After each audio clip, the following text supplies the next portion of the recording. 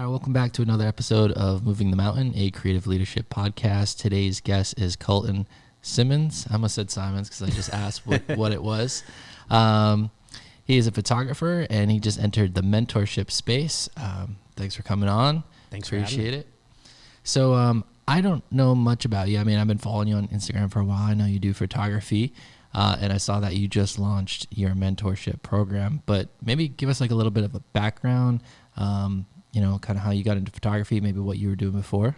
Nice. So, yeah, where to start? So, photography for me started in high school. I went to a vocational school, so I was in the IT shop, and when you go from like your sophomore to junior, senior year, you kind of get like a split choice. So you either decide on going into networking and hardware, like we're building computers and doing like help desk stuff, or you go into programming and web design. And I didn't really want to go into the other avenue because I wanted to explore like the creative options that we had with web design and all that stuff. So I kind of went into that route.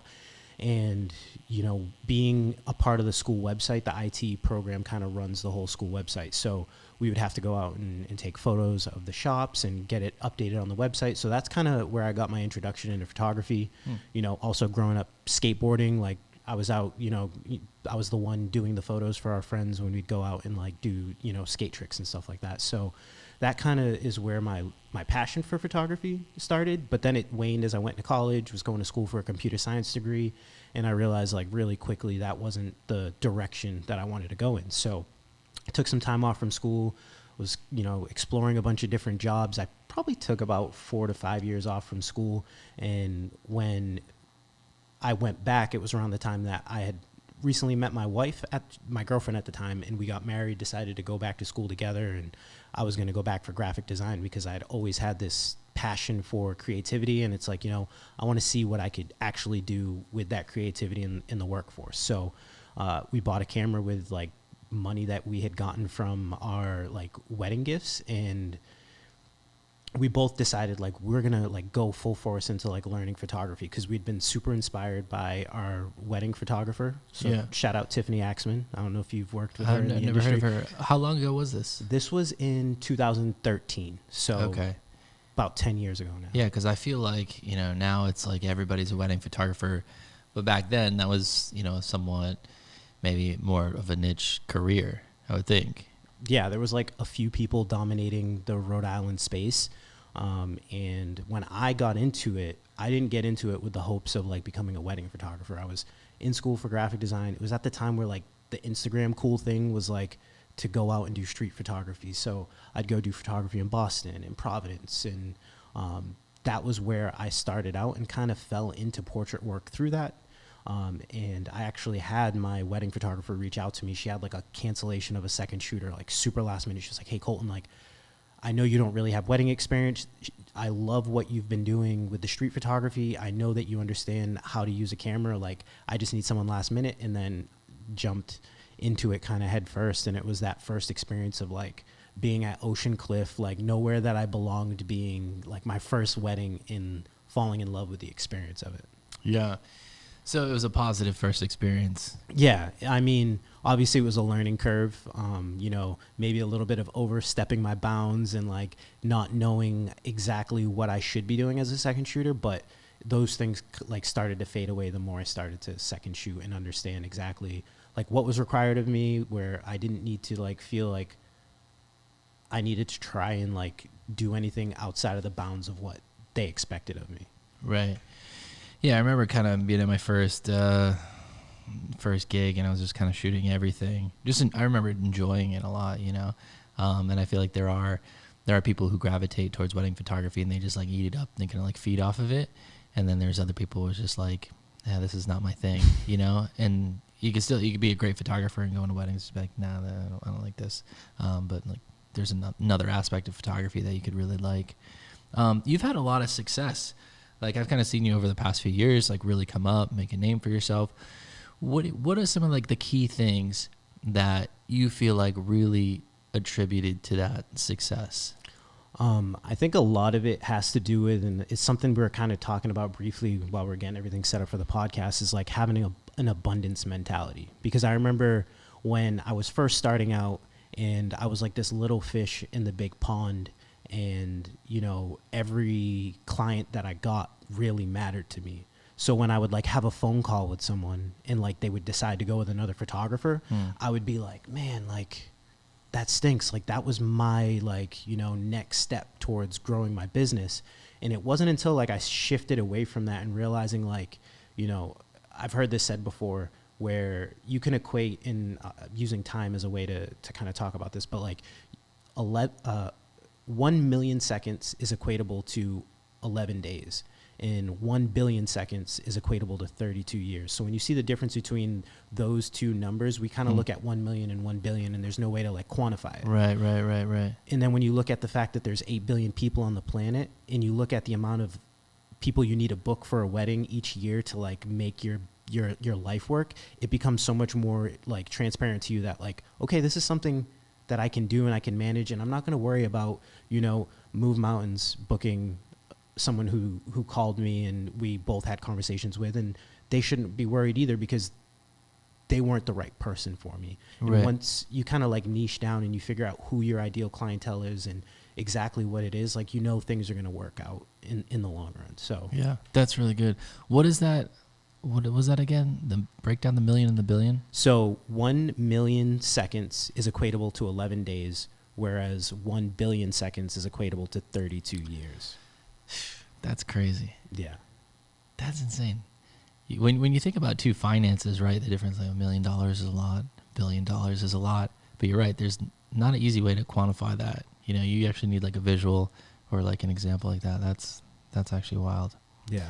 I had a question for you. So you said it was about a mindset, and I think that is true with like, you know, especially in the early days. I mean, it still stings sometimes, right, when you lose a client, especially if it's someone that you really connected with. Mm-hmm. But in those early days when you're just getting started, you do feel the disappointment. It kind of sits with you. It can push you to ask those questions. Well, you know, why did you go with someone else? You know, sometimes it's not even, you know, anything that you did. It could have, you know, just like, oh, I had a really good conversation with this person, you know. So yeah, how did you feel like you rebounded from that disappointment? And more just about, you mentioned the abundant mindset. Was there anything like really practically that you did that kind of attributed to success, whether it be, you know, implementing software or anything like that? I think it was really a motivation, I think, for me. And I feel like, you know, I've gone through a lot in my life to get to, I went through a lot in my life to get to where I was, where like I'm married, I'm, you know, starting a business, I finished my degree, and I'm working for like one of the top sporting brands in the country as like a graphic designer and then photographer. So I had like all these things that built up, and I was in a very comfortable place. And I think when I looked back on my life, it was the moments of desperation that drove me to make the hard decisions and to do the tough things in life. So it was, do you mean like pushing you out of your comfort zone? Yeah, I think it was things that pushed me out of my comfort zone practically that like made me make the practical changes. So I remember sitting down with my boss, and he'd like expressed to me, "Oh no, you're going to be getting a raise. You know, we're going through tough things. Like we're in the middle of a pandemic." This was like at the very beginning of 2020, and a year later, he was like, "You know, I'm not going to be able to give you that. You know, 30,000." So you got into photography back in 2012, 2013. Yeah. But you didn't really transition into it full time with your business until last year. Really? Yeah. Wow, I had no idea. Yeah. So I was working a full-time job. I had not allowed, that sounds weird to say, but my wife and I had a discussion, and I told her that she was working as a nurse and we were about to have our second child. And I told her, you know, I'm bringing in enough with the business and my full-time job where if you want to quit your job, like you don't have to go back after we have our second child. And she was like super burnt out nurse working during the pandemic. And she would see how much our oldest would like, her heart would break every day she would leave to go to work. And she just felt like her calling at that time was to stay home. So I knew that I had to then expand my business even more. So that's around the same time that I had this conversation with my boss where he said, you know, you're not going to be getting this huge raise that we talked about. And it was that desperation where I started just like diving headfirst into everything that I could do to make sure that I could be able to leave my full-time job and be able to, you know, stand on my own too. So some of those things you asked, like this kind of like a really roundabout way to answering your question, but I started implementing a better CRM. Like I was only using like a contracting service. I was making sure that I was implementing systems into my workflow where I was getting back to people in like a good amount of time to where they, reached out and inquired about weddings. And I also like just looked at myself in the mirror and said, okay, what do you need to change in yourself in order to be landing these weddings that you weren't landing in the past? Was it your approach on calls? Was it, not really having a sales approach? So I did a lot of like research into sales. This is before like Alex Hermosi and all these guys lately are coming out and telling you how to like land the perfect sale, and just started listening to a lot of business podcasts, reading books. I don't know if you've read, I think it's People Over Profit by Dale Partridge. It's a really good book. That book really helped me transform how I was approaching clients and how I was approaching the whole situation. So it was a lot of self-transformation. If we could just dig into that for a second, how were you versus like what did you learn and how are you approaching it now? It was less about the sale and less about giving value. Like I feel like the one thing that I was always looking at was like, how can I land this sale? And now when I go into calls with potential couples, it's like, how can they walk away from this call with value and me not worried about whether or not they're going to come back? And when I looked at it that way, it completely transformed the paradigm of how I do my sales calls and how I interact with clients, my whole process of emailing them and just like making it about them. Because at the end of the day, we shouldn't be making ourselves the hero. We should be like the Obi-Wan Kenobi to their journey of their hero journey. So like the wedding process shouldn't be about, I'm going to take amazing photos of you. It's going to be, I'm going to make you feel amazing on your wedding day. Does that make sense? Right. Yeah, no, it's good. It's a good way to put it in. I know we kind of applied that same philosophy too when we were, when it came to like promoting on Instagram, it was more, we kind of developed the philosophy of, who is the post about, versus it being about Move Mountain. So like if we're posting an image, it was more about the venue or like the vendors or something like that, or the couple itself. And I felt like that really helped too, in our business, where it was like making it about others.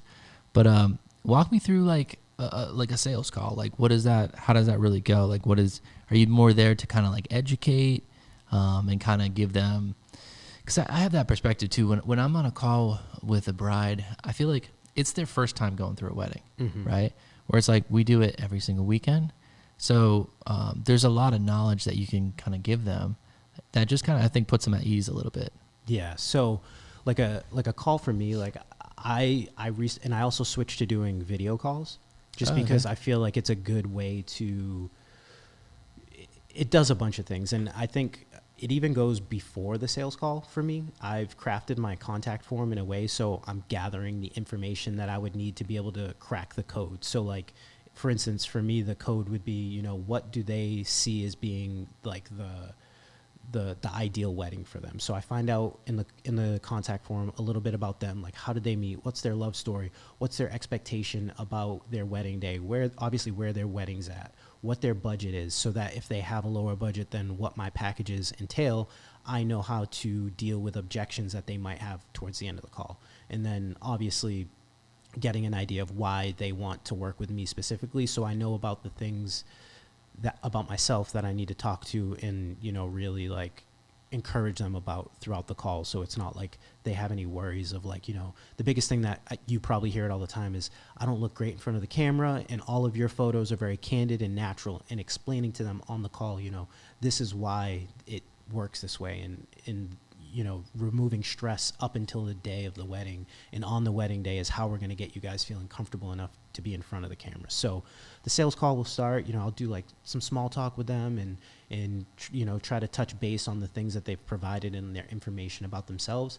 And then, this as well, like we're usually the first people that they talk to after they book the venue. So They have no idea how their wedding day is going to go. They're just kind of like, we have this time frame that they say the ceremony can start, and when they say that, reception begins. So I just try to paint a picture of like what their wedding day would look like with me, so that when we get to the end of the call and we're talking about packages, they have a better understanding now of like, okay, we've looked over these packages for the last few days since we, booked a call with him, and Now we know maybe we don't need a 10-hour package because everything's all in one location, and maybe our thought process on that. So like for me, it's never about booking the highest package every call. If it Right. makes sense, I'll lead them into that direction. But for me, it's about making that connection and then giving them exactly what they need. Because I know if I take care of them, that's the potential for 5 or 6 other, weddings to come in the future based on how my career has kind of gone.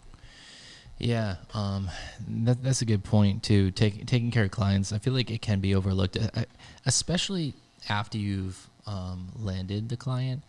I feel like on the back end, when you're busy and you're shooting and you get a lot of editing and a backlog, and a client comes back and it's client revisions or XYZ, it's easy to defer to the agreement or the contract. Well, XYZ, this is what we agreed on. Where, and not to say like you should be a yes man, but I'm kind of like to a degree, and tell me what you think of this, like adapting the mindset of a yes man when it comes to client revisions, and any kind of request, right? Clients have been reaching out. Oh, we'd like raw images. I'm not sure if you give raw images, but it's almost been like a no-no in the industry since I started. I was never really given too much of a reason, but with raw video, everyone gives out raw video. But I'm almost adapting that mindset of just saying yes more and being like more accommodating, because they're going to be out there talking. Oh, he was so easy to work with. Oh, he was so lenient on this and that. What are your thoughts on that? Do you think there should be kind of really tight and stick to the boundaries and all that in business, or do you think it's better to be kind of flexible? I think there's wiggle room. Like I think there should be like set boundaries just for like, I think, how do I say this? People on the internet will know when raw video gets put out that's not the video that your videographer got. When it comes to raw photos, it's like you never know what people are going to think. I think it's just like a mindset difference between those. But I try to live by like one of my biggest like tenets is like, if it is in your power to do good, then do good. I can't remember exactly what scripture that is, but like that's, something that's always stuck out to me. So like if I'm sitting there and I'm editing, I get an email in from a bride and she's like, hey, I remember taking this photo at reception and I didn't see it in the gallery. Like everything else was great. I just was hoping that we could get that one photo.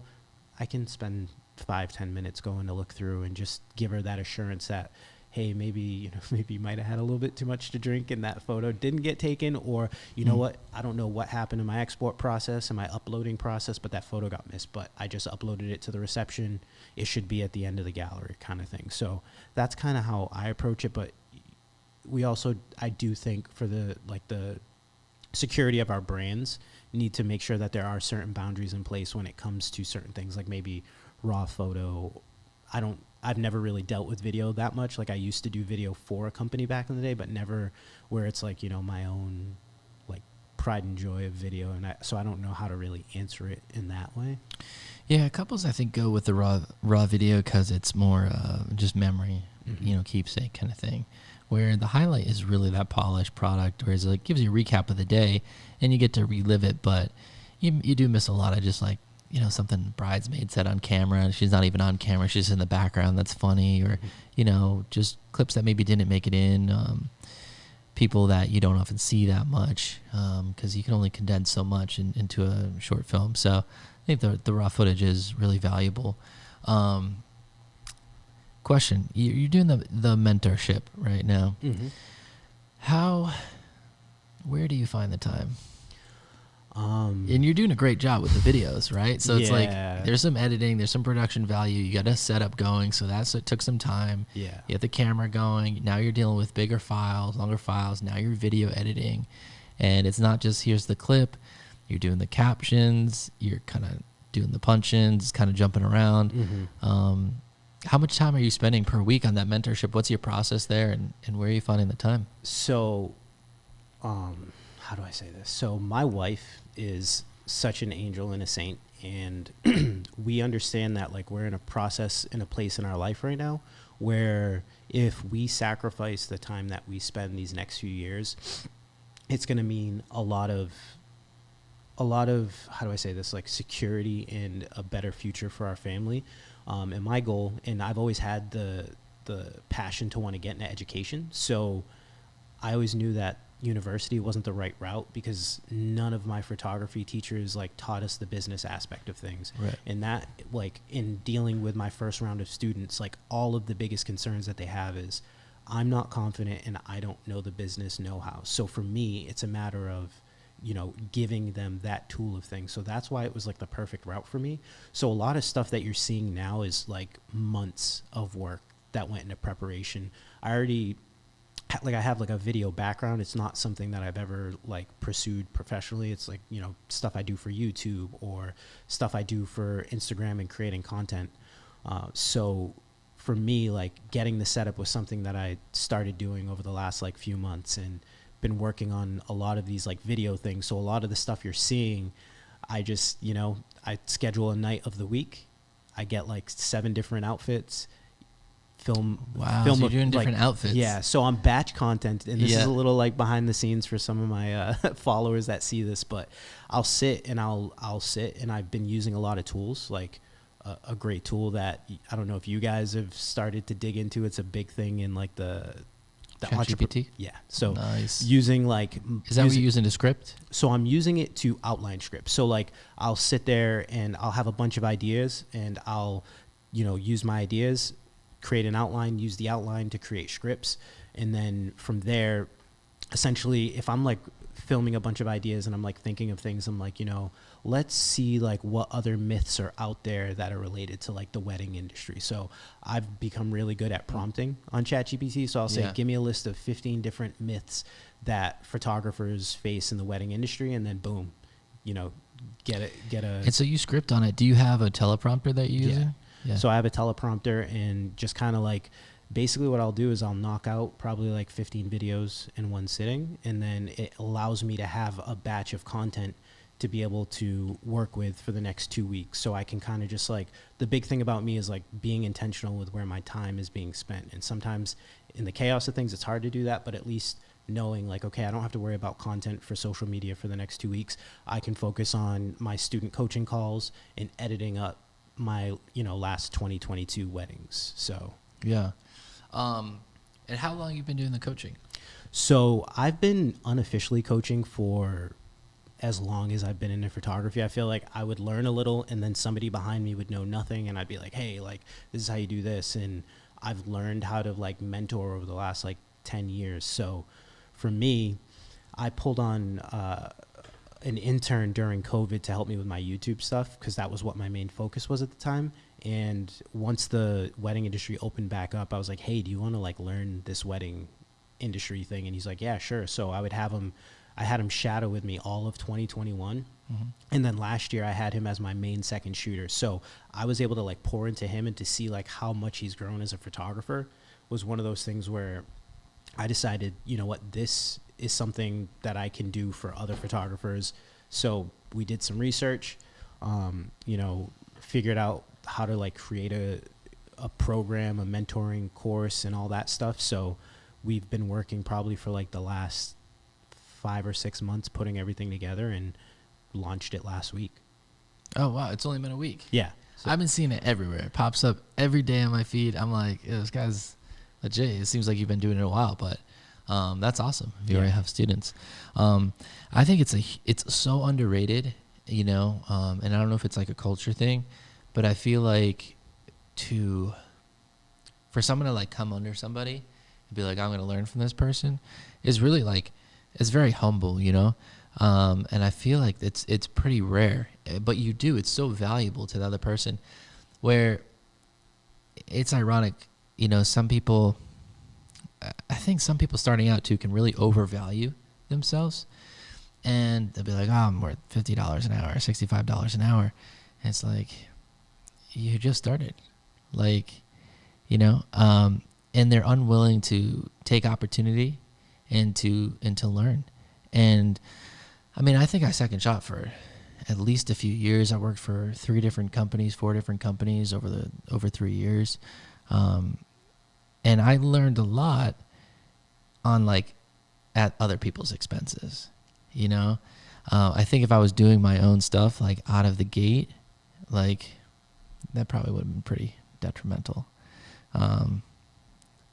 So yeah, I think finding someone that is willing to like learn, you know, and I guess people do a lot of like online studying, but I think it's great. I feel like a person can like come up so much faster with the right mentor versus trying to figure everything out, you know, on their own. And there's so much to learn in the wedding industry. You have the technical side of it with photography and shooting, then posing, working with couples, and you have the business side of things, marketing, CRM systems. Then you have taxes, which tax season. Yeah. It's been crazy. Yeah. Not a fun time, but No. you know, we get through it, right? And they get a bit of us in the process. Yeah. I get a question Mm-hmm. on taxes. State of Rhode Island with sales tax, what do you do? I've been told many different things, right? So I've been told it's a service, right? Mm-hmm. So you don't have to tax it. I've been told it's a service, but if there's a physical project or product that's involved or in the package, then you have to tax the whole package. I've been told that it's a service and that if there's a physical product, you just have to tax the physical product. What have you heard? What do you do? What's your... I've always, my tax person is always like, it's a service, so you don't have to, you know, charge the sales tax. So with me being, although the majority of my work is in Rhode Island, my LLC is out of Massachusetts. So, Really? you know, dealing with the two states and the taxes can be like a little bit of a headache. But Was there a reason you did the LLC in Mass? well, I live in Mass. So, okay. yeah, so I'm just, you know, I think I'm like 30 minutes from the Rhode Island border, if not closer. So, you know, like driving out to Newport for me is like a 40-minute drive. So it's not that bad. It's like the same as driving from Providence out there. So, Yeah. I would say most photographers do the same thing, and I've heard the same thing, but I just went down to the tax office yesterday and they like reamed me out over it. Yeah. that's wild. So I called my accountant. So it doesn't make sense. And I think it'd be tough, right? If I was like, this is going to be a real disadvantage, right? If you get a tack on another 7% to all, you know, it's a 7% increase to couples. And that's, I mean, for you, you're dealing with payroll taxes and all that stuff, having like a whole team. So I can imagine how that would affect the complete overhead of everything. Oh, yeah. But yeah, they said if you get audited, it's not great. Sales tax audit. Cool. So what is your goal with, and we can cut that part out to taxes, you know, just in case. What is your goal with the mentoring? Are you trying to just kind of build up the online presence, and would you eventually just kind of transition into that? And does it kind of, are your goals related in terms of photography, or would you eventually phase out the wedding photography? So my ideal goal would be to reduce the amount of time that I spend out of the house, just because I have two young children. I have a 3-year-old and a 1-year-old. And the one thing that like my wife and I are very like, you know, stern on is being present in the home. Like I want them to know that like their parents are involved while still also be able to provide a life for them that neither my wife or I had.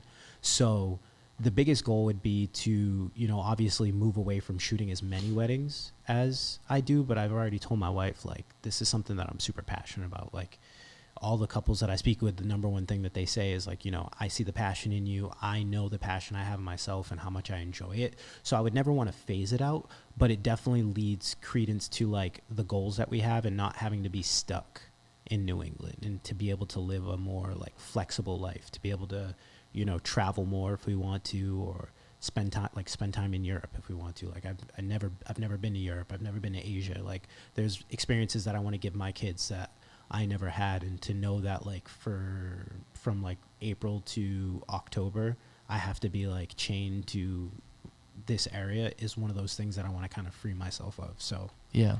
How many weddings do you take on per year? I try to limit it. The last few years, it's kind of been like one of those things where it's like, do I really turn it down if they want to book? So last year, I shot 49 weddings myself. And I took on an associate. Take a minute right there. That's a lot. That's a lot for one person. Yeah.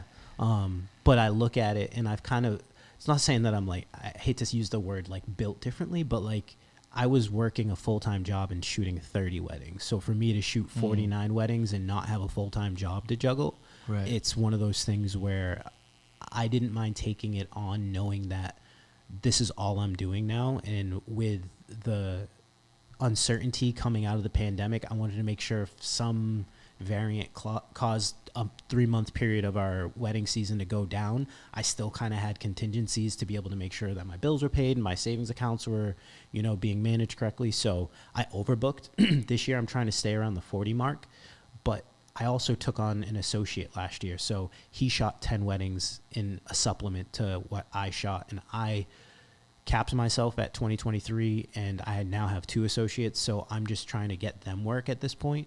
So that's the goal every year, to pull back more and feed them. And essentially they're going to become a whole separate entity from Colton Simmons Photography in itself. But that's just like working towards those goals. So with kind of having the associates, how do you structure that? And, are they, I'm guessing they're like contracted, but are they going to be like, are you doing the booking for them? It's and you kind of train them and all that? Yeah, I basically do everything outside of shooting the wedding. So it's like the same process of working with me. Eventually, when it becomes its own entity, I'm gonna, I don't see it getting as big as Move Mountains, but definitely hire somebody to handle the sales portion of that, train them to be able to handle like the calls with, clients for that, and allow it to be its own entity, so that again I can be more focused on the family and have that with the coaching and the select weddings I do. And with doing something like that, right? So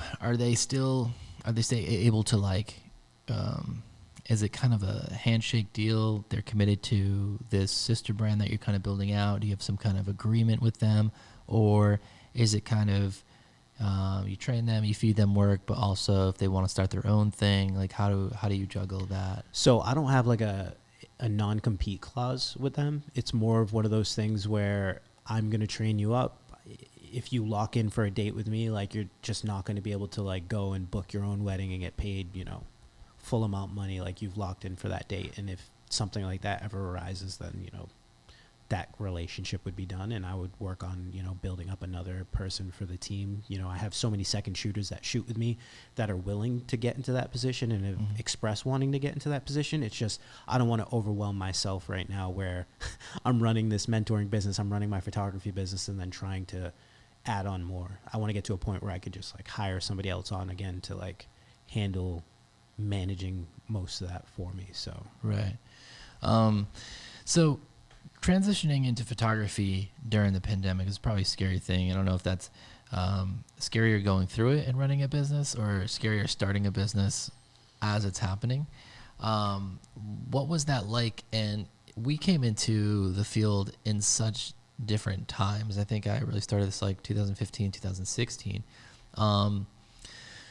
What was like your entrance into the market? Did you start out strong? Were you like similar prices to everybody else? Or did you feel like you kind of were just starting, the business, so you kind of were undercutting the market? Like what was your play there? So for me, I did start back in like the 2015, 2016, but it was more local to my area. So I wasn't really in the Providence, Newport, market yet. So I basically like expanded into that market and then became big fish in like the small market that is like the New Bedford area. That's like where like my home hub is. I live just outside of there, but basically grew into that. And then I started marketing towards the Newport market, got on the Knot, the Wedding Wire, and started getting inquiries from that area, having those things in my, portfolio and on my website. So I would say that I started to get really busy up until the pandemic, and that was going to be the year that I was actually going to leave my job.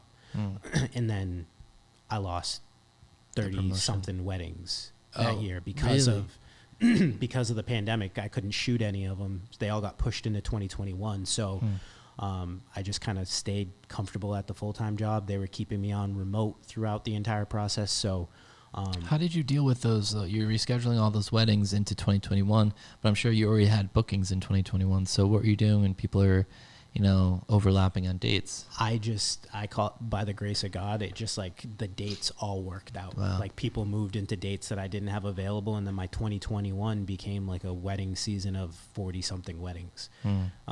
And I feel like for me, the bookings slowed down because people were so uncertain with how the pandemic was going to play out. So a lot of my 2020 inquiries were for 2022, which really helped me like strengthen and power right into that year. And that was also around the time that I started making all those changes of like getting a CRM and making like the mental changes of like limiting myself and things like that, and just really changing my approach like we talked about earlier. So it was that 2021 year that really launched me into 2022 to be able to just leave the full-time job and take that business I had like been babying for 6 years now to the next level. Yeah, it's tough making that change. I remember working an office job similar. It was like in the audio engineering and a little bit in the graphic design. And I really felt called, like I was being called out of it. And it was really tough being in it. But something about it, I think it's hard to, without really a safety net, it's hard to just kind of like jump. And probably harder too, like if you're married and have kids and that kind of thing. Yeah. So sometimes it helps, that was probably a punch in the stomach, like, hey, you're not going to get this promotion, and that was probably a good thing looking back. If you were to get that promotion, you might still be there. Yeah. I mean, if I did get that promotion, I probably would have stayed there. And knowing what I know now, I'm glad I didn't. It was really a leap of faith at the time, and me just like putting all my eggs in a basket and throwing it off a bridge, hoping that it was going to land like in a safe place, and it landed in the safest place it could have, so to say. So yeah, that's awesome. So the mentorship really interests me. It's something that I've thought about and kind of kicked around. We've thought about doing it in a way where we were going to do, like, we have a how we do it that we use internally. And that's really kind of a glorified shot list, how to approach a day, that kind of thing. And we have an idea for a course. And then from there, we take that shot list, and then we have like a template for our video. So it's like our video editing. We have like a training manual as well. And so we want to cut that up. What would you say to someone like that's just starting? Like, how do you get started on that? Do you build out the whole course, the whole manual? Or do you just start producing content that you put out for free, more like little snippets, and try to become more of an authority in the space? Yeah, I would say the big part of like while you're working on everything is becoming an authority in the space. And like for me, I have, a business Instagram account with over 7,000 followers on it, but most of those followers are there because I'm an authority on shooting weddings. They're not there because I'm an authority figure in running a photography business. So for me, I wanted to create a whole new, internet thing. So I created the Instagram specifically for mentoring because I didn't want to muddy the waters with my wedding clients and like push people away, because I think for me, my biggest producer of leads outside of my paid advertising is Instagram. So I didn't want to overwhelm those people with my content. So occasionally I'll share it, because when I created my YouTube channel and I had like a few videos pop off and do like 60, 70,000 views, I had a lot of photographers that came through to my Instagram because it was the only one I had at the time. So I do occasionally like pepper things there, but for me, it's creating this new account, giving it some time while you're creating your content for your course and making it an authority, and then, piquing the interest, seeing what people are responding to, what people really need help with.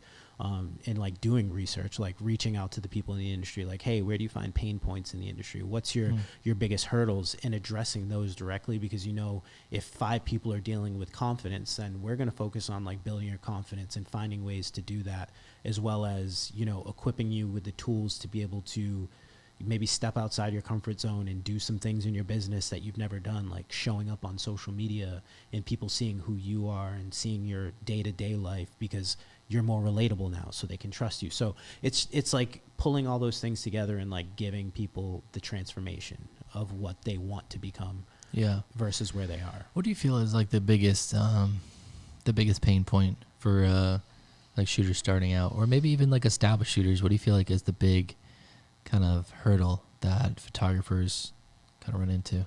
Based on like the calls that I've had with students and potential students, it's just not feeling confident because, you know, imposter syndrome is one of those things that's hard to shake. And I feel like it's one of those things that we'll always face because there's always going to be somebody that shoots better than you or edits in a way that's, you know, how you want to, and you just haven't cracked the code on it, or they're making more money, or they're shooting at the, you know, they're shooting the celebrity weddings when you get to a point where it's like you're shooting at all the venues you never thought you'd be shooting at. Sure. Yeah. So it's overcoming your mind. Like, we're the biggest barrier to where we need to be. And once you can address those things in yourself and, you know, really peel back the layers of the onion, it's when you can make those changes, because you're not going to be able to go out and shoot weddings at, you know, Ocean Cliff, Rose Cliff, you know, those types of venues until you believe that you can do it.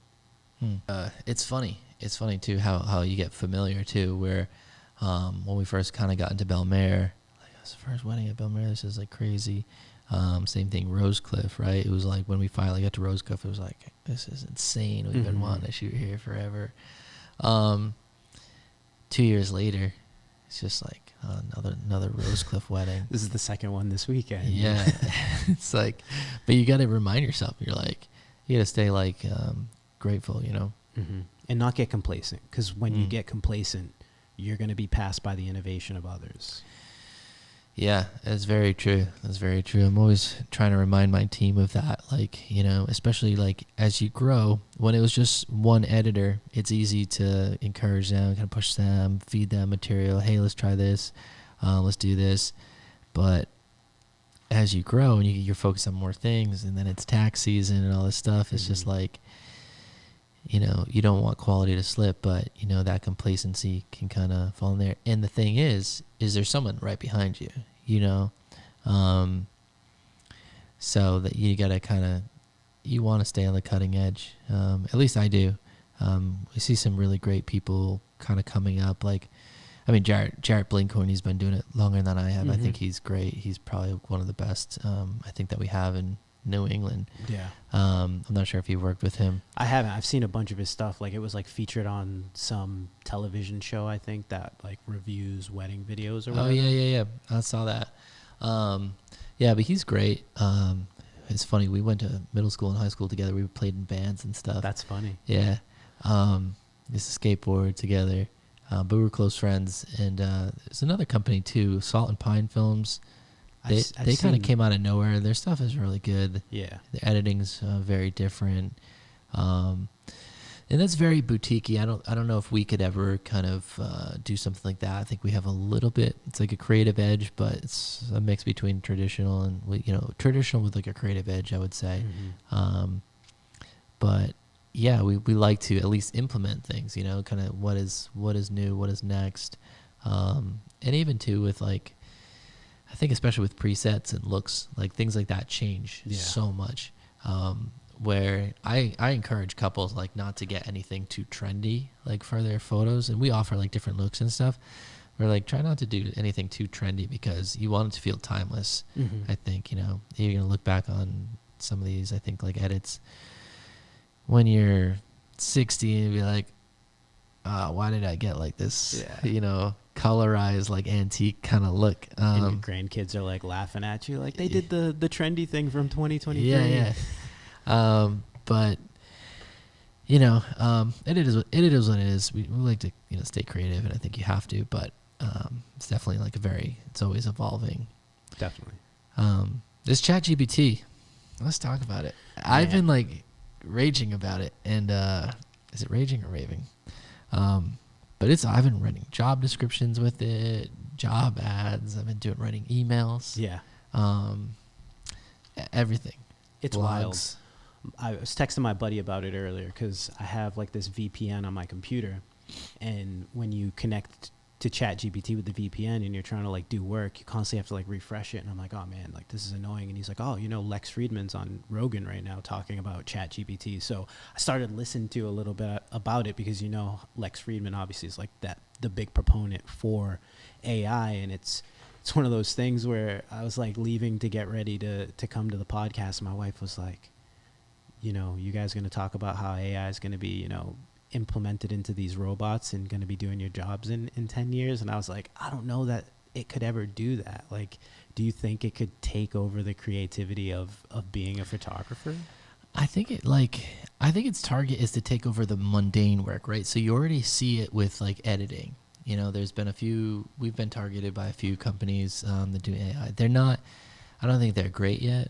You know, they still have like a lot of work, I think, and when it comes to editing photos, but it's probably not that far away. No, it's definitely a time saver, I would say, because I've dabbled with it a bit to like see how it works, you know, but especially when you're shooting 50 weddings in 1 year. I would think within 2 years, Adobe's going to come out with something that like edits your photos like for you. As far as taking the photos, I don't know. I think about it. Like my friend is, he's in sale. Like he works for HubSpot. HubSpot just did a 7% cut on their employees, and I know a lot of companies are doing that. He luckily didn't get cut, although he kind of wishes he would have gotten cut because there's like a 6-month severance package with like, you know, full benefits and all this. But it's crazy. But I think I think sales is something that is probably going to be taken over by AI, customer service. I'm not sure though, with like a full blown like robots walking around at a wedding. I do think about it. I think I've like visualized that, like, oh, I wonder if that'd be like a robot, just like walking, like what would that be like? It's not very personable. Yeah. You know? I don't know. What do you think? It's one of those things where I don't think you can, there's something within us. We're wired a specific way to be able to innovate in a way that I don't think that our creations are going to surpass us or get to a level where they can be sentient. You know, I think it's a very science fiction-y, because we've been so like over the head indoctrinated with like, I wouldn't say indoctrinated, but like our imagination has been allowed to wander so much because of the creativity of Hollywood and what they've been able to portray in movies and what science fiction has done in books. But I don't know that it's going to become this thing where it's like Terminator, where it's, you know, we've activated like what Skynet and it sees us as a parasite to like eradicate. Yeah, I don't know. Like Elon Musk's take on that is that it doesn't have to be an enemy. Like it doesn't have to see the human race as an enemy. We could just be in its way, you know. But I haven't really thought that far. I'm more concerned about like, what does it do to the economy? You know, if it wipes out all these like bottom line jobs, you know, how do those people survive? Like, do we move to like a universal income kind of thing? Yeah, it's a little bit weird. Yeah. I mean, I see the way that it could affect the economy, which is why I think me and my family are doing everything we can to prepare to make sure that, you know, in 5 to 10 years where that becomes like a legitimate worry or a thought process, we've kind of like set ourselves up to be able to, you know, deal with if the economy does something sideways. I mean, on my ride up here, you know, Jerome Powell just only increased the interest rates by 25 basis points, which everyone was expecting 75. So, you know, my portfolio just started skyrocketing, and everyone's like afraid of going into a recession right now when it doesn't really look like we're.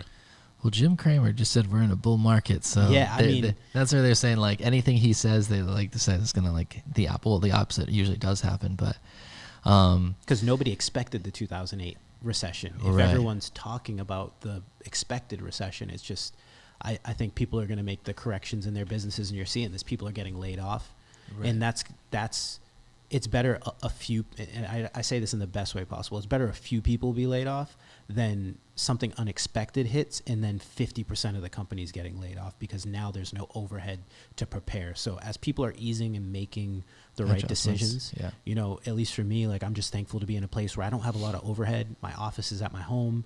Like I don't have like, I only have contracted, you know, subcontractors. So it's like, it's not a stress, at least for me at this point. And I can kind of like play the slow game and see how it goes before I start to kind of expand my ventures. But yeah, you're definitely pretty insulated. What if, you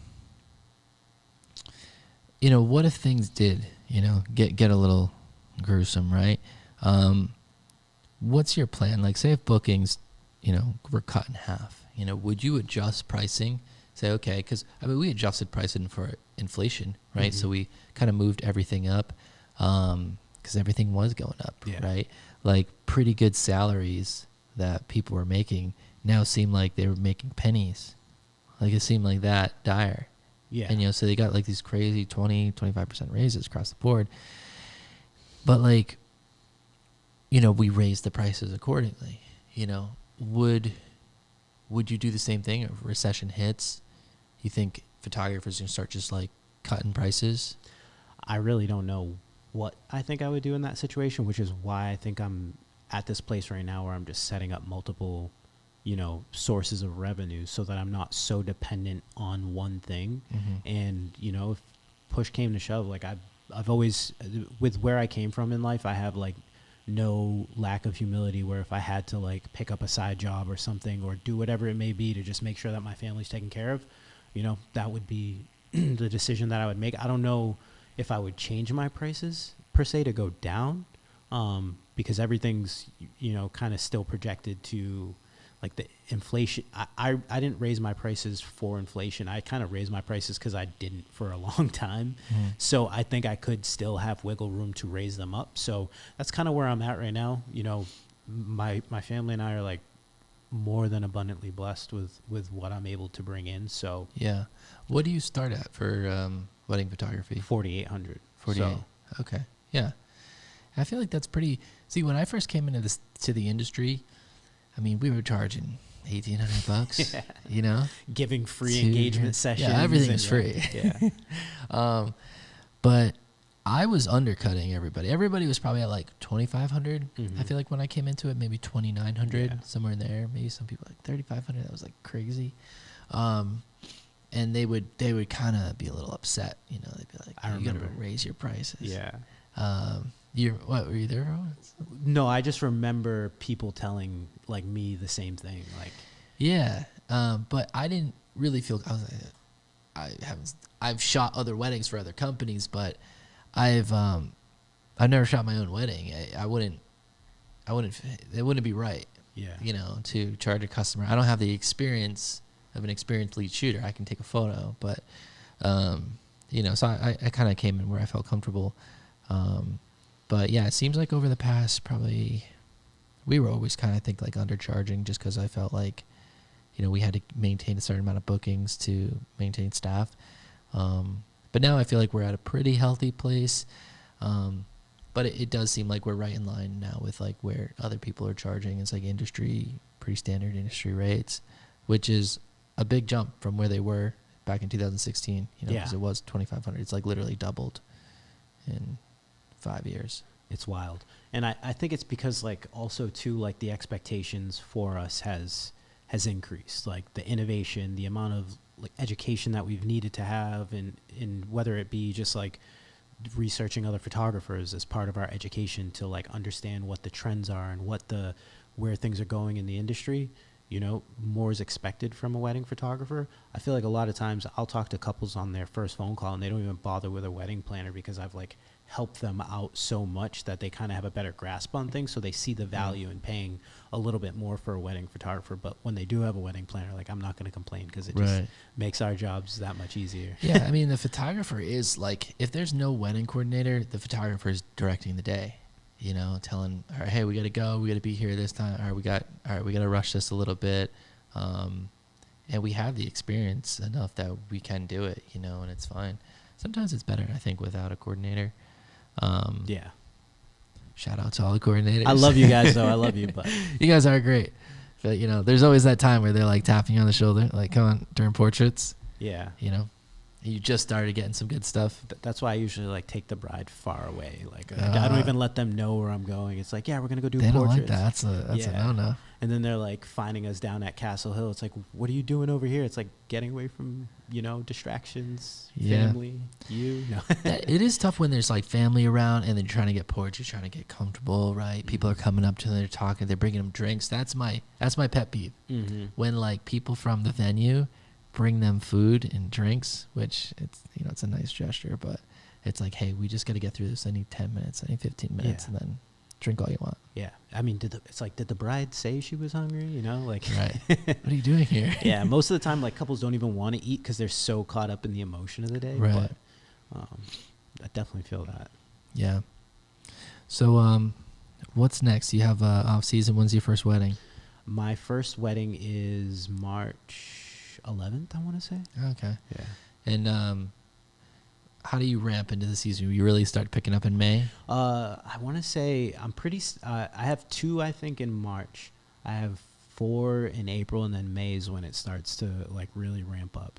Yeah. And I have some doubleheader weekends and things like that. And then it kind of, I set it purposely so like between the end of July and the beginning of August, I have like a little bit of a lull. So like say family wants to like go do something for a couple days, like maybe go out to Block Island or whatever it may be, we have the time to be able to do that. And it gives me time to also just like catch up on editing and all the things that start to build up. And then I start to ramp up again towards the end of August into October and September and like the busyness of the fall season. And then these last few years, I feel like I'm working straight through to December though. It's like we used to like have this cutoff where it's like, oh, maybe I'll do like 1 or 2 in December. But I feel this last year I did 3 in December. Yeah, December was busy, and it's kind of it's just kind of maintaining its busyness. Even January was like a little couple here and there. Yeah, I don't know.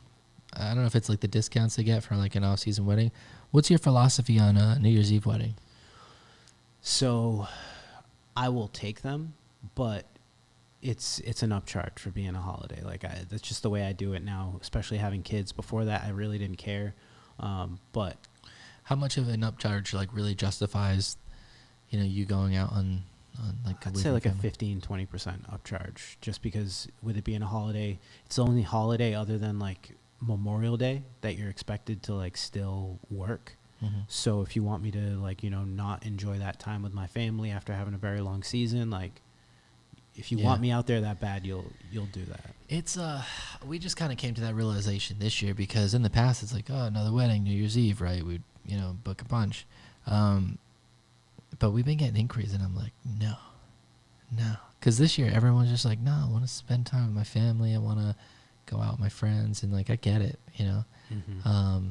so we've kind of been doing that too. We just have different pricing for New Year's Eve, so if you really want us to be there, we'll be there. But yeah, I think it's important because we spend all year being like away from things. I miss birthday parties to go to with my kids. I miss weddings that I could be going to with my wife. And it's like, this is like, Christmas, we get that time with our family. We get Thanksgiving with our family. I would like that like last week, to be able to, if you want me to shoot on New Year's Day, I definitely will. Just make sure the wedding's a little bit later in the day, but I want to be able to stay at home and enjoy that time with my family, even if it means like it's the 4 of us watching movies until the ball drops. To me, that's special, and I think it should be understood. If you want me there, then you're gonna have to pay a little extra premium. Yeah, it's a value, because it's like that day is worth something to you, so it definitely makes sense. And I think we were just kind of ignorant of it for a while, and people got some good deals. But yeah, what's your philosophy too on like, we can only take so many dates in the season, and Saturdays are kind of like the major days, and August and September are the major months. Do you do a different pricing for, hey, this is a Saturday in September, it has a different value than a Saturday in May? I've never really thought about it that way. I've never really changed my pricing across the board. So I've never like charged more because it's like it's a on season day, so to say. But I've always explained to couples, and I kind of removed myself from this because I stopped doing like elopement packages. So I would offer like a 4-hour package, and I'd find a lot of couples that would like come to me and they'd be like, hey, like everything looks great. It's just, I don't know that we need you for the whole 8 hours. Would you be able to do the 4-hour package? And I would explain to them, like this is an on-season day. Like I'm going to have somebody that's going to come in and they're going to want to have me for their full day at their wedding. So I can't sacrifice a Saturday that I could get an 8-hour wedding for a 4-hour wedding. So that was like the only contingency I had. But I realized like I'm at a place where I don't have to do things that I don't want to do in my business. And I really don't want to leave my house for a full day to be away from, or drive like an hour away for 4 hours to drive an hour back and be gone from my kids for 6 hours. So it's just one of those things that I could defer to somebody else or have one of my associates shoot. Right. So, And how do you paint that picture of the associate, right? Because everyone, like, your name is on the brand. So your couples are probably naturally expecting you. How do you sell it? Is it a different price point? Do you say, you've trained them up and, they're just as good as you? Is there, any kind of trade-off? How are you marketing that? So when they inquire, I basically will catch HoneyBook before it delivers an email to them saying like, hey, this is my pricing if I'm unavailable. And I have another email that goes out instead that basically says, due to the increase of weddings in 2022 and 2023 because of COVID, my business has expanded and unfortunately I'm unavailable on your day. But my second shooter who's worked with me for the last since I started this business in 2014, he's been my second shooter ever since then, and I've trained him up over the last 8 years to shoot in a similar way to me. Here's a few of his sample galleries if you'd like to book with him. This is my investment guide. You would be getting a percentage off the packages based on, which one you want, and he would be shooting the wedding. Everything else would still be handled by me. We'd do all the timeline planning. We'd do an introductory call where you can get on a call with him and get to meet him, and then he would be my proxy on your wedding day, and all the editing is still done by me. So you still have that feel of, what my photos would look like after everything's all said and done. What do you feel like the close rate is on that versus like if it's you? Is there much of a difference? The close rate's it's not a knock to him, but when people reach out, like I am one of 3 other photographers that they've already figured out that they wanted to book with. Either that they've, I was their number 1 and they're just going to go with their number 2 because they're not certain of what the associate's going to bring. I mean, you've probably faced this in your business where, you have multiple shooters. So it's like, you're not really selling that. You have to sell more of like, how do I say this? You sell a lot differently than I would because I'm selling them the experience with me, whereas you're selling them the experience of Move Mountains. Right. And they're scared. I feel like clients are scared, right? Or they're skeptical, where it's like, who's my photographer going to be? Who am I really getting? Is it going to be Joe Schmo? Can I trust you guys that like all the shooters are just as good? And you do, rightfully so, right? Because you do hear horror stories, right? There are brands that are very big. I mean, we're big, but I think we're still kind of, small compared to like some of the national places where literally I was found by a national place where they saw my ad on Craigslist and I never really shot a wedding in my life and I didn't really have that much gear and they had one phone call with me and they're like, yeah, good enough. Go shoot. Yeah. And like, I don't know. I was shooting any like random stuff, I had no idea what I was doing. They'd give me a little bit of feedback here and there, but we have a whole process. So it's like we mentor our people. Like, before someone becomes a lead, they go out for an entire season. They go on almost every single wedding with us and they train with us. So it's like, it takes a while before someone can like lead for us. And it's a big it's a big opportunity, but it's also like a big investment for us. So, we'll make that investment. Sometimes it pays out, like works out. Like, hey, they'll stick around. They'll be around for a while. A couple of my main guys have been here a while, and then other times, we'll spend a whole season on somebody, and then they'll, no, it's not for me. Get this other job, Yeah, I worked with Mason, and I can't remember. I think I saw him out here, but they were super great on the day of, and I've heard great things like about Mason from other wedding photographers. So it's like you guys are building a good name with like reputable shooters. So that's a good thing. I mean, he's been with us since I think like 2018, 2019, so he's been with us a while. Even the pandemic, he kind of came on as a studio manager and helped me with all the reschedules, which was insane. After a while, he's like, nah, this isn't for me. I'm just going to shoot. Yeah, and it's funny, too, because him and I, like, bunch of people we know, like, small circle, like, it's weird how life works kind of that way. Hey, I've been seeing a chiropractor because my back, like, 2 weeks ago, I woke up and I, like, couldn't bend over. And I'm like, this is what 30s is all about. How old are you? 33. 33, yeah. Man, 30. I think 30, it was probably 33 that started. Like, 31, I was, like, still feeling pretty young. I was feeling 20, like, in my 20s. At 32, I was like, and then 33. And then 33 to 36 has been, like, I used to be able to shoot 60 weddings, like, run the business. I was fine, had a ton of energy. I just went to see that Y-strap doctor. Does that, like, thing around your neck and, like, yanks it. You haven't seen that on TikTok or anything? No. It's pretty wild. You should look it up. But you literally feel like like they pull on your neck, but you literally feel like from the base of your spine all the way up, like just pop. Wow. It's insane. Yeah. I did it twice in a row too. That must have been an experience for me. I never saw a chiropractor, and I had like IT band issues in my knee, and I used to be a runner, so like wasn't able to run anymore. Got into cycling because of the low impact, and my wife was like, "You need to go see a chiropractor." And I'm like, "How is a back doctor gonna help my leg?" And after seeing a chiropractor for 3 weeks, I'm like running around the yard with my kids the other day, and I'm like, "Why didn't I do this before?"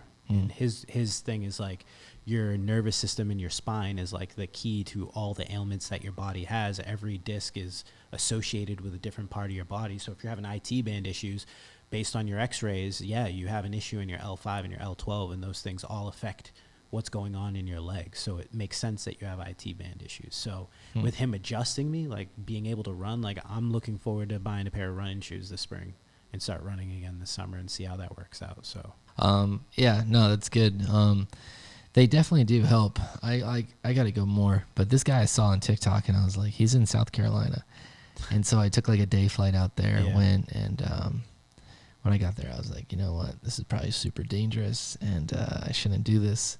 And I told him, I was like, yeah, it's just like, I'll get an adjustment. I don't really want the neck thing done. He's like, no, you'll be fine. He's like, we're gonna do it twice. I was like, okay. But yeah, it does help. I should probably go more. But yeah, 30, 33. yeah, That's when it happens. yeah. I feel like this year my whole body fell apart. I got super sick.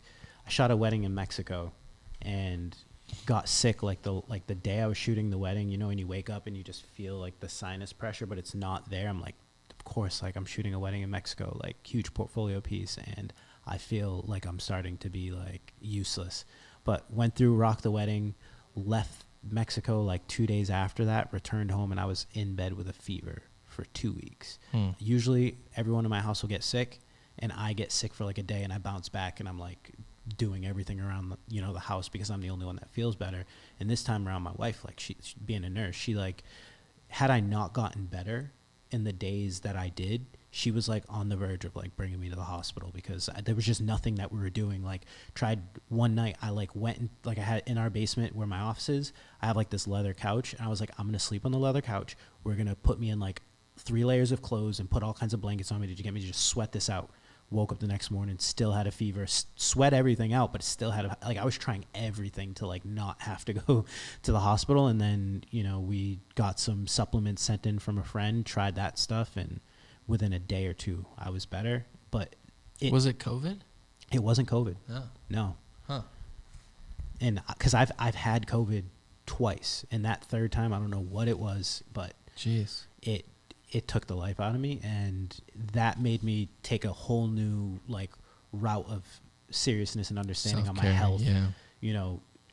Cutting a bunch of stuff out. My whole family had been gluten free for forever, and I was the only one that would like not like tap in with that diet. Like I've removed all kinds of inflammatory foods from my diet and different things because I know in order for me to be the business entrepreneur that I want to be, my health needs to be number one focus. So it's did a whole detox throughout the whole month of January, and like detox from a whole bunch of different foods. So yeah, I got to get on that. I got to do some kind of fast. My church usually does a fast every year. I was unfortunately on a Carnival cruise drinking soda. Oh man, don't ever go on a cruise. Yeah, I think that's what did me over, was like being at the all-inclusive resort for a whole week and just like, oh, I can go to the coffee shop, get like a latte and then a donut, and then I'm having like all these virgin drinks like with tons of sugar, like at the pina pool. coladas. Yeah. So like having like 3 of those a day and then eating whatever I want, I just think, and based off of my experience, I just destroyed my immune system with all the processed foods that I was eating. Plus, I'm in Mexico. I don't know the quality of the food. I usually eat organic everything. So just having that biome shift in my body probably just threw me into a tailspin. Whatever I got probably wasn't that bad, but my body was in such a bad shape that ended up being sick for that time period. Yeah. Yeah, it's tough. You definitely got to stay in top shape. I think as business owners too, like finding times to rest. I don't really do enough of that, but that's tough. But because I like staying busy. Yeah. It's hard to slow down. It's almost like my wife tells me, she's like, are you ever going to stop? And I'm like, I don't know how to stop. It's just, I feel like if I stop, then the car falls apart, like. Yeah, it's true. It's kind of like going, anytime you bring your car into the shop too, like you always want to avoid the mechanic, and then you go in and they fix something, but then it's like slightly worse, or there's some new or it problem. breaks something else. Yeah, I feel that way about like going, like I got a cavity filled, and then I feel like it's worse than it was before I got it filled. So, Yeah. I don't know. I don't trust doctors. That's why I was trying to avoid the hospital. Yeah, no, exactly. Well, it seems like a pretty good way to wrap. Any maybe like do like a last advice to maybe from a mentorship level, someone like looking to get into photography, and maybe where couples could find you and book you for photography. Yeah. So for me, the biggest thing that I tell everyone is like the only way that you're going to be able to make the change in your life is if you realize you need the change. And like you said when we were talking about mentoring earlier, it's a humility thing. So I would just say, look at your situation. Like if you're not where you want to be, you can keep messing up and making mistakes until you succeed, and that journey might be a little bit longer than you. When I realized I needed to make those changes, like obviously I made the changes in myself. I sought help from others. Like that was a big portion of it. Like I didn't really get to mention that earlier, but seeking help from others in the industry who were where I wanted to be. And those things really help shift my mindset. So, don't be afraid to reach out to someone, if you're looking for a mentor. I'm around these parts, but, for couples also looking for photography based out of New England, I travel, for weddings. I try to do it minimally, but going out to Puerto Rico this summer. Nice. So, enjoying that aspect of it, but you can find me at coltonsimmons.com. I try to keep it easy, and Nice. find me on Instagram at Colton Simmons Photography. But I appreciate this, Sean. I feel like we've talked so long via DM. I know. I feel like it's been a couple of years, right? Yeah. And I've seen a lot of similarities in us, and like just like our thought process, the things that we believe in. So I think. Yeah, I'm always posting crazy stuff. I have brides that will follow my personal account, and I don't really like when they follow my personal account, because I just like I'll kind of post whatever, and there's a lot of them following me at this point, and one of them like DM me something. I think I posted something by like Andrew Tate. Oh man. And it was pretty motivational, but yeah, she wasn't happy. Well, hopefully you already shot her wedding. Oh yeah, yeah, we already shot it. So she's probably not referring us though. Yeah. Awesome, man. Well, cool. I appreciate this. Yeah, likewise. Thank you for coming on. You got it.